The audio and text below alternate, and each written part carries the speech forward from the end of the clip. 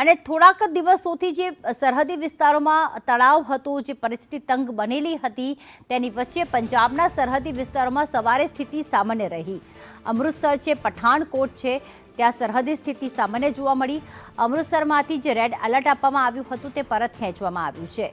Amritsar airport પર અત્યારે high security છે. સરહદી વિસ્તારમાં ચાંપતો સુરક્ષા બંદોબસ્ત ગોઠવવામાં આવ્યો છે. લોકોને એલર્ટ રહેવા માટે સૂચના આપવામાં આવી છે, પરંતુ રેડ એલર્ટ જે હતું તે પરત લેવામાં આવ્યું છે અને આજે સવારથી સ્થિતિ સામાન્ય જોવા મળી રહી છે. આમ તો પંજાબના સરહદી વિસ્તારોમાં ગઈકાલે છેલ્લે બ્લેકઆઉટ આપ્યા બાદ સ્થિતિ સામાન્ય થઈ ગઈ છે.